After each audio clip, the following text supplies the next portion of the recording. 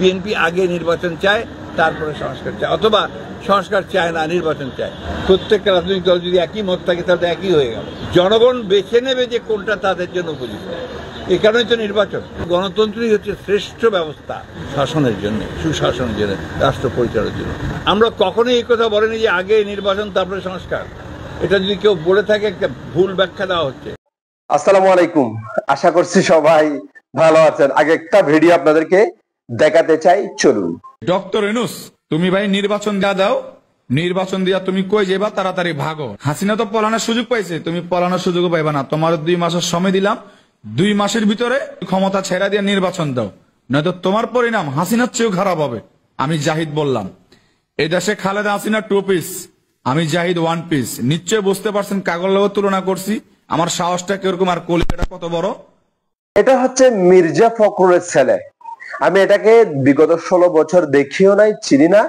আজকের ভিডিওটা দেখার পরে তাকে আমি চিনতে পারলাম। তিনি মির্জা ফখরুল ইসলাম আলমগীরের ছেলে। ডক্টর ইউনূসকে হুমকি দিচ্ছে, অর্থাৎ ইউনূসকে বলতেছে যে ইউনূস তুমি ক্ষমতা ছাড়ো, তুমি তাড়াতাড়ি নির্বাচন দাও, নির্বাচন দিয়ে তুমি কোন দিকে পালাবা, কোথায় যাবা সেটা তুমি করো। ভালো কথা, ভালো কথা।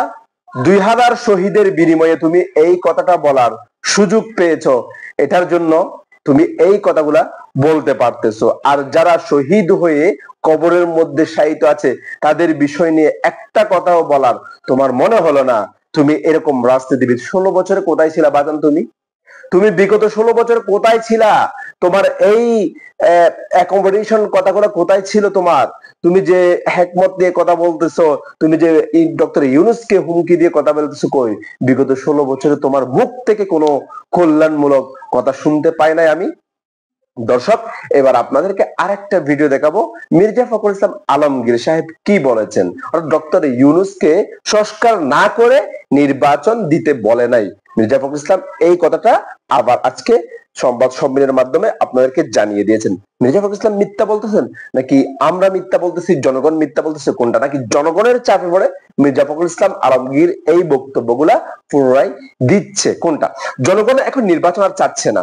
ডক্টর ইউনূসকে 5টা 10টা বছর এই দেশের ক্ষমতায় থাকুক, এটাই চাই জনগণ। কিন্তু মির্জা ফখরুল ইসলাম আলমগীর 2-4 দিন বা চীন সফর শেষ করে যে ডক্টর ইউনূস সফল হয়েছে, এই সফলতা দেখে এখন কি সুর পাল্টিয়েছে না কোনটা? শুনুন, আমরা আগে মির্জা ফখরুল ইসলাম আলমগীরের সেই বক্তব্যটা একটু শুনে আসি। বিএনপি আগে নির্বাচন চায়, তারপরে সংস্কার চায়, অথবা সংস্কার চায় না, নির্বাচন চায়। প্রত্যেকটা রাজনৈতিক দল যদি একই মত থাকে তাহলে একই হয়ে গেল। জনগণ বেছে নেবে যে কোনটা তাদের জন্য উপযুক্ত। এই কারণেই তো নির্বাচন। গণতন্ত্রই হচ্ছে শ্রেষ্ঠ ব্যবস্থা শাসনের জন্য, সুশাসনের জন্য, রাষ্ট্র পরিচালনার জন্য। আমরা কখনোই এই কথা বলিনি যে আগে নির্বাচন তারপরে সংস্কার। এটা যদি কেউ বলে থাকে একটা ভুল ব্যাখ্যা দেওয়া হচ্ছে, জনগণকে বিভ্রান্ত করা হচ্ছে। আমরা বলছি যে নির্বাচন সুষ্ঠু, অবাধ, নিরপেক্ষ নির্বাচনের জন্য ন্যূনতম যে সংস্কারগুলো করা দরকার সেটা করতে হবে। আপনারা একটা জিনিস ভুলে যাচ্ছেন, কারণ সংস্কারের দাবি তো আমাদের। 2016 সালে আমরা ভিশন 2030 প্রথম আমাদের ম্যাডাম দিয়েছেন, সেই ভিশন 2030তেই কিন্তু আমরা আমাদের রাষ্ট্র ব্যবস্থার যে পরিবর্তনগুলো করা দরকার সেই কথাগুলো আমরা তখনই বলেছি। এটা হচ্ছে আপনার গণতন্ত্রের বিউটি, হচ্ছে আপনার যেটা ভিন্ন মত থাকবে। প্রত্যেকটা রাজনৈতিক দল যদি একই মত থাকে তাহলে একই হয়ে গেল। এখানে একটির জন্য একটা মত থাকবে, ভিন্ন মত থাকবে। জনগণ বেছে নেবে যে কোনটা তাদের জন্য উপযুক্ত। এই কারণেই তো নির্বাচন। বিএনপিকে টার্গেট করে একটা জিনিস প্রচারণা করা হচ্ছে, এটা সবচেয়ে বেশি প্রচারণা হচ্ছে। বিএনপি আগে নির্বাচন চায়, তারপরে সংস্কার চায়, অথবা সংস্কার চায় না, নির্বাচন চায়, হুইচ ইজ এ ব্ল্যাটারেন্ট লাই। আমি আপনাদের সামনে খুব পরিষ্কার করে বলছি, এটা একটা ভ্রান্ত ধারণা সৃষ্টি করা হচ্ছে জনগণের মধ্যে। আমরা বারবার করে এই কথাটাই বলছি যে আমরাই তো সংস্কারের প্রবক্তা, পিপল। এই দেশের জনগণের সঙ্গে সম্পর্ক কাদের? রাজনৈতিক দলগুলো। সেটা আপনি জামাত হোক, বিএনপি হোক, আওয়ামী লীগ হোক, জাতীয় পার্টি হোক, জাকের পার্টি হোক, আপনার ওই সিপিসি হোক, ছাত্র সংগঠনতে, তারাই হোক, তাদের সম্পর্ক জনগণের সঙ্গে। আর যারা এসছেন সংস্কারে, খুব জ্ঞানী মানুষ, পণ্ডিত লোক, বিশাল বিশাল ইউনিভার্সিটি থেকে ডিগ্রি করে এসছেন, তারা দিচ্ছে, তাদেরকে আমরা শ্রদ্ধা করি, সম্মানও করি। কিন্তু তারা যদি জনগণের বাইরে গিয়ে কিছু করেন, সরি টু সে, আমরা সেটাকে সমর্থন করতে পারবো না। জনগণ যেটা চাইবে আমরা সেটাই সমর্থন করি। গণতন্ত্রই হচ্ছে শ্রেষ্ঠ ব্যবস্থা শাসনের জন্য, সুশাসনের জন্য, রাষ্ট্র পরিচালনার জন্য। দিস দ্য অনলি সিস্টেম যেখানে মানুষের বক্তব্য কাজে না হয়, যারা নির্বাচিত তারা দেশ চালায়। তো এই যে আমরা একটা জুজুর ভয়ে থাকি যে রাজনৈতিক দলগুলো স্বৈরাচার হয়ে ওঠে, স্বৈরাচার হয়ে উঠলে তো আওয়ামী লীগের মতো অবস্থা হয়। এখানে স্বৈরাচার হয়ে উঠলে জনগণই তাদেরকে বের করে দেয়। সুতরাং এটার জন্য গণতন্ত্রের কোনো দোষ না। গণতন্ত্র অবশ্যই the best system. Caretaker government, আমাদের দেশের যে কালচার, সেই কালচার অনুযায়ী আমাদের এখানে কেয়ারটেকার গভর্নমেন্ট সিস্টেমটা হচ্ছে বেস্ট সিস্টেম।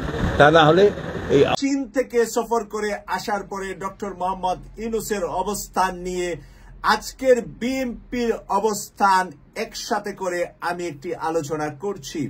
বিএনপি কখনো বলেনি আগে নির্বাচন পরে সংস্কার। মির্জা ফখরুল ইসলাম আলমগীর ঠাকুরগাঁয়ে ওনার নিজ বাসভবনে আজ সাংবাদিকদের সামনে এই কথাটি বলেছেন। প্রিয় দর্শক, এতে বিস্তারিত যা লেখা হয়েছে ইত্তেফাক পত্রিকায়, আমি একটু বিস্তারিতটা পত্রিকা থেকে তুলব, তারপরে আমার বিশ্লেষণ দিয়ে আজকের এই পর্বটি শেষ করব। আগে নির্বাচন পরে সংস্কার, এমন কথা বিএনপি কখনো বলেনি বলে মন্তব্য করেছেন দলটির মহাসচিব মির্জা ফখরুল ইসলাম আলমগীর। তিনি বলেন, বিএনপি আগে নির্বাচন পরে সংস্কারের কথা বলে নাই। এটা যদি কেউ বলে থাকে তাহলে ভুল ব্যাখ্যা দেওয়া হচ্ছে, জনগণকে বিভ্রান্ত করা হচ্ছে। আমরা বলেছি নির্বাচন অবাধ সুষ্ঠু করতে ন্যূনতম যে সংস্কার প্রয়োজন সেটা করতে হবে, কারণ এই সংস্কারের প্রথম দাবি হলো বিএনপির। বুধবার 2 এপ্রিল দুপুরে ঠাকুরগাঁ শহরে তাঁতিপাড়াস্থ নিজ বাসভবনে সাংবাদিকদের সঙ্গে মত বিনিময়ের সময় এই কথা বলেন মির্জা ফখরুল ইসলাম আলমগীর। বিএনপিকে টার্গেট করা হচ্ছে দাবি করে মহাসচিব বলেন, সামাজিক যোগাযোগ মাধ্যমে বিএনপিকে টার্গেট করে প্রচারণা করা হচ্ছে যে বিএনপি আগে নির্বাচন চায় তারপর সংস্কার চায়, অথচ সংস্কার চায় না, নির্বাচন চায় বা একথা মিথ্যা। আমি সরাসরি বলতে চাই, এ নিয়ে জনগণের মাঝে ভুল ধারণা সৃষ্টি করা হচ্ছে। সামাজিক যোগাযোগ মাধ্যমে বিএনপির বিরুদ্ধে এই সমস্ত কথা বলা হচ্ছে বলে দাবি করছেন মির্জা ফখরুল ইসলাম আলমগীর। সামাজিক যোগাযোগ মাধ্যমের শীর্ষস্থানে আছে doctor Pinaki Bhattacharya, second in commander আমরা বললে বলবো সাংবাদিক ইলিয়াস হোসেন, থার্ডলি আছে ডক্টর কনক সারোয়ার, এরপরে ফেস দ্য পিপল, কেটিভি 24, আরো বিভিন্ন চ্যানেলে সামাজিক যোগাযোগ মাধ্যমে এই সমস্ত বিষয়গুলো নিয়ে আলোচনা হয়।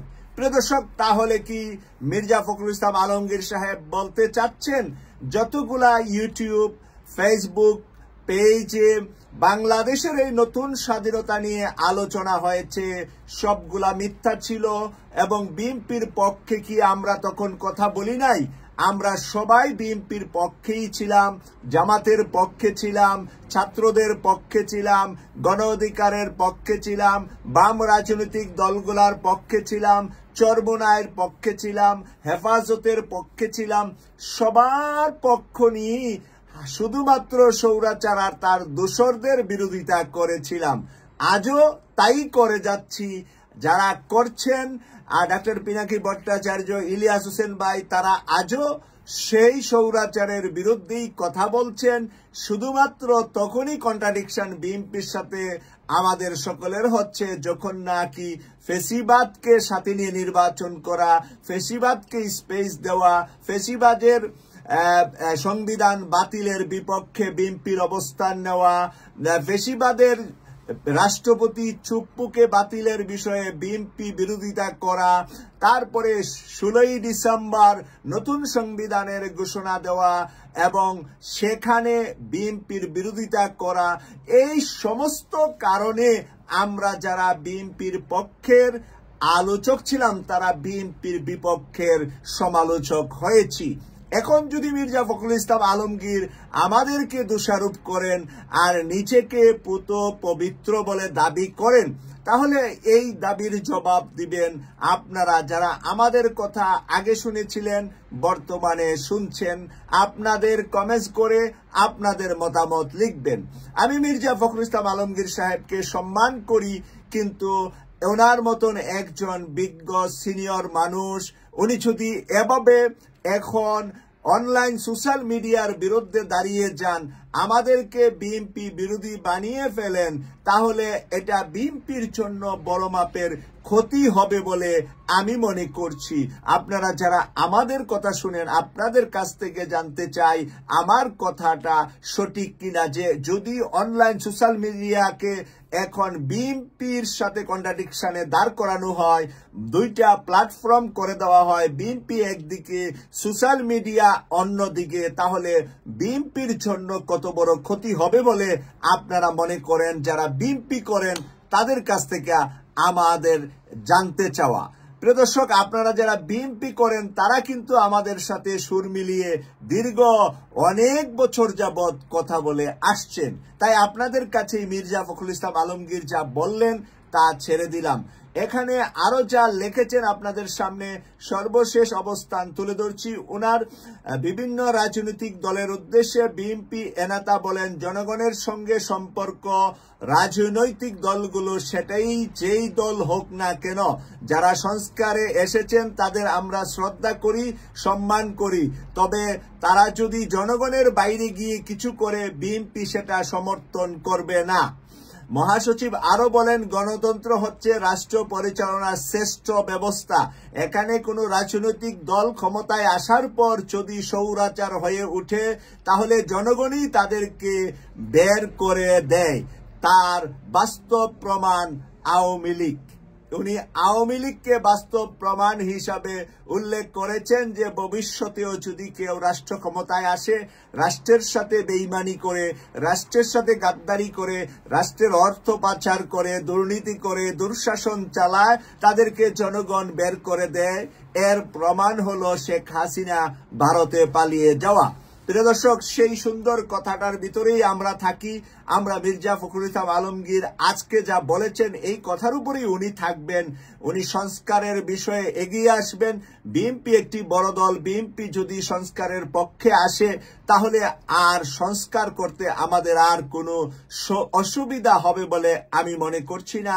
সংস্কারের পাশাপাশি শেখ হাসিনা সহ, ভারত সহ, নরেন্দ্র মোদী সহ যারা যারা বাংলাদেশের 24 সালে হত্যাকাণ্ডে জড়িত, তাদেরও বিচার সংস্কারের মাধ্যমে হয়ে যাবে। নরেন্দ্র মোদীর বিচার যদি হয়, এতে যদি বিএনপি ডক্টর মোহাম্মদ ইউনূসের পাশে থাকে, তাহলে নরেন্দ্র মোদীর বিচার করা আমাদের পক্ষে সহজ হবে। আমাদের ভিতরে দ্বিমত বা আলাদা আলাদা গ্রুপিং না থাকলে, এখানে ভারতের লোকজন এসে আমাদের সন্তানদেরকে হত্যা করে গেছে বলে যেই প্রমাণ পেয়েছে প্রসিকিউটর তাজুল ইসলাম, যা বলেছে সাংবাদিকদেরকে, সেই কথার উপরে একমত যদি বিএনপি পোষণ করে, তাহলে ভারতের কোনো সৈন্য, কোনো বাহিনী এসে বাংলাদেশের মানুষকে হত্যা করার জন্য যেই অপরাধ করেছে, সেই অপরাধ আন্তর্জাতিক মানদণ্ডে ভারতকে আন্তর্জাতিক আদালতে দাঁড় করানো যাবে। আর ভারত হলো আমাদের সবচাইতে চরম শত্রু।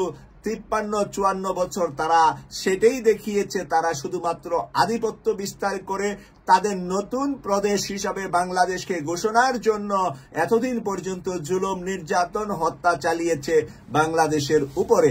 আর আজকে বাংলাদেশ থেকে তারা বিতাড়িত হয়েছে, শুধু নয়, তারা আশেপাশের প্রত্যেকটা দেশ থেকে বিতাড়িত হয়ে কোণঠাসায় আছে এখন ভারত। নিজের দেশের ভিতরে এখন চলছে বিভিন্ন রাজ্যে স্বাধীনতার জন্য, মুক্তির জন্য সংগ্রাম।